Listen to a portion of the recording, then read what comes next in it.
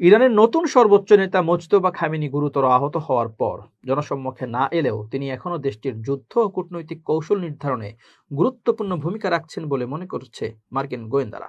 বিভিন্ন গোয়েন্দা সূত্রের বরাতে এ তথ্য জানিয়েছে মার্কিন সংবাদ মাধ্যম সিএনএন। প্রতিবেদনে বলা হয়েছে, ইরানের ক্ষমতার কাঠামো বর্তমানে অনেকটাই বিভক্ত হলেও যুক্তরাষ্ট্রের সঙ্গে যুদ্ধবিরতি ও সংঘাত অবসানের আলোচনায় মোজতবা খামেনি প্রভাব রাখছেন। যুদ্ধের শুরুতে হামলায় তার বাবা ও সাবেক সর্বোচ্চ নেতা নিহত হওয়ার পাশাপাশি দেশটির শীর্ষ সামরিক নেতারাও মারা যান। ওই হামলায় মোজতবাও গুরুতর আহত হন। এরপর থেকেই তার অবস্থান ও শারীরিক অবস্থা নিয়ে জল্পনা চলছে।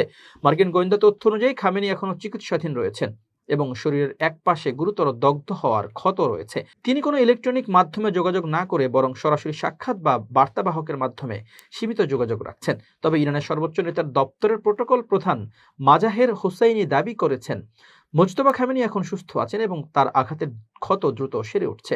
এদিকে ইরানের প্রেসিডেন্ট মাসুদ পেজেশকিয়ান জানিয়েছেন, তিনি সম্প্রতি খামেনির সঙ্গে দীর্ঘ বৈঠক করেছেন। এটি নতুন সর্বোচ্চ নেতার সঙ্গে কোনো শীর্ষ কর্মকর্তার প্রথম প্রকাশ্য সাক্ষাতের খবর।